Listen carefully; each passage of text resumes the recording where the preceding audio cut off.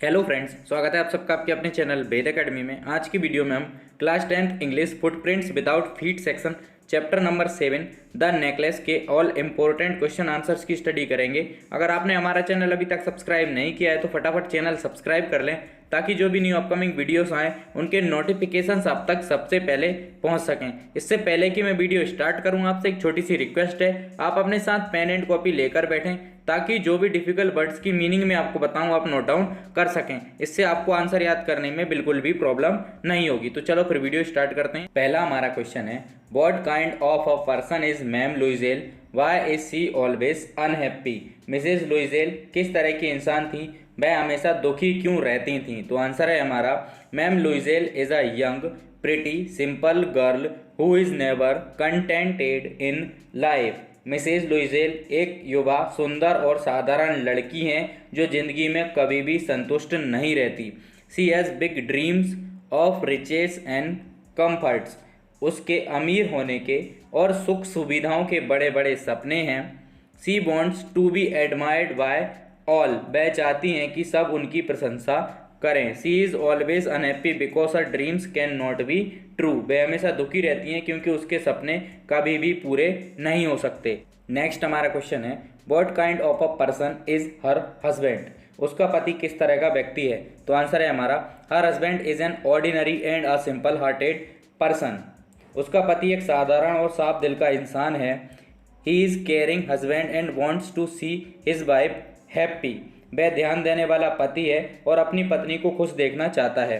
He is a clerk but he is contented in life. वह clerk है लेकिन वह अपनी ज़िंदगी से संतुष्ट है।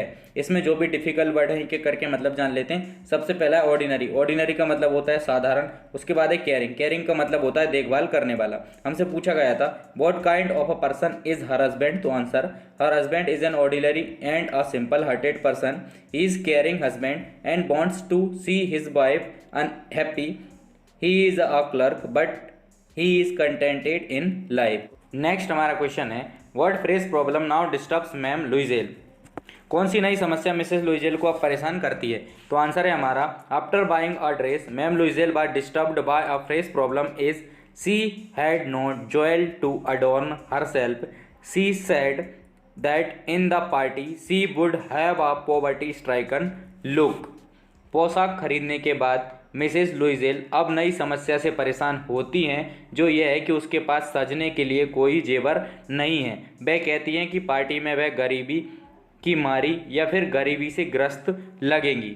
Because of this she ask her husband to pass on the card to someone else.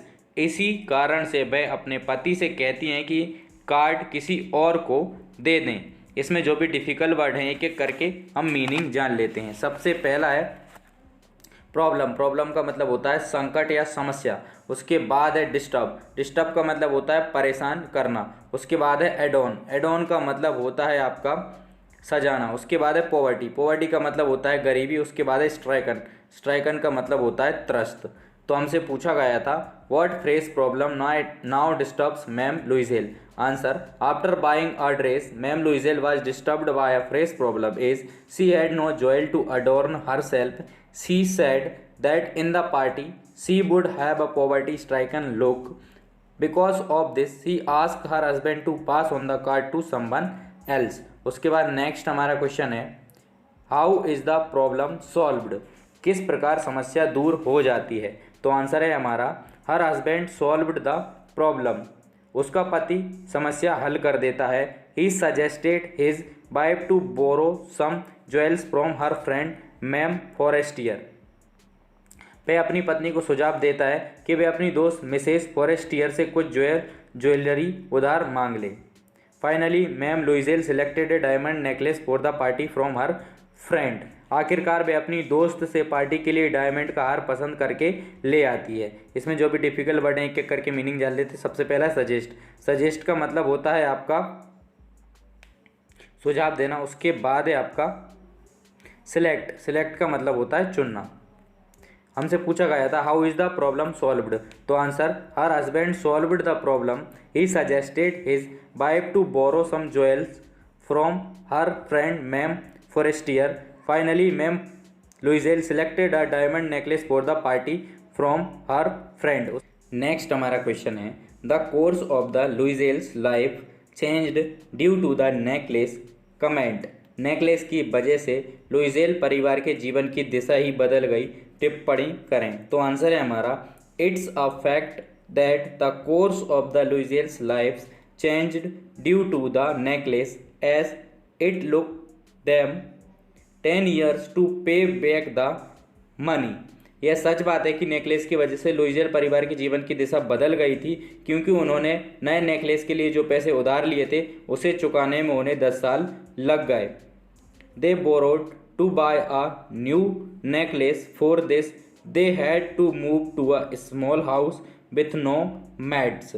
इस वजह से उन्हें छोटे घर में जाना पड़ा जहाँ कोई नौकरानी नहीं थी। Mathilde had to cook, clean, sew, bargain with the grocer and butchers to save every sou। Mathilde को खाना बनाना पड़ता था, वह सफाई करती थी, सिलाई करती थी, सामान खरीदने व मांस बेचने वालों से भी एक एक पैसे के लिए मोलभाव करती थीं। Her husband had to work very late night to pay off the डेब्ट। उसके पति को भी कर्जा चुकाने के लिए देर रात तक काम करना पड़ता था। इसमें जो भी डिफिकल्ट वर्ड है एक एक करके मीनिंग हम जान लेते हैं। सबसे पहला है कोर्स। कोर्स का मतलब होता है अवधि। उसके बाद है बोरोड। बोरोड का मतलब होता है आपका उधार। उसके बाद है बार्गेन करना। तो बार्गेन का मतलब होता है आपका मोल भाव करना या फिर सौदा। उसके बाद है आपका ग्रोसर। ग्रोसर का मतलब होता है किराना। उसके बाद है बुचर। बुचर का मतलब होता है कसाई।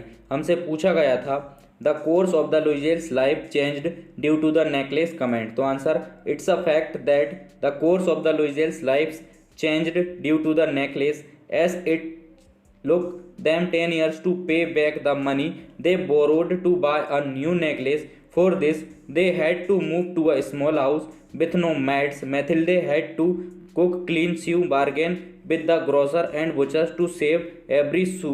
Her husband had to work very late till night to pay off the debt.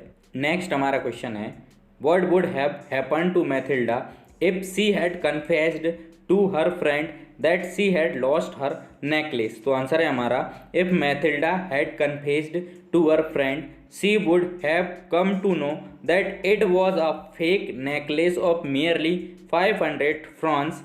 She wouldn't have to spend 18,000 francs of her husband's inheritance. She wouldn't have to borrow 18,000 francs. She would not have to spend 10 years in poverty and sadness. Her friend would definitely be angry with her. Most probably she would have given her the details from where she had purchased the necklace।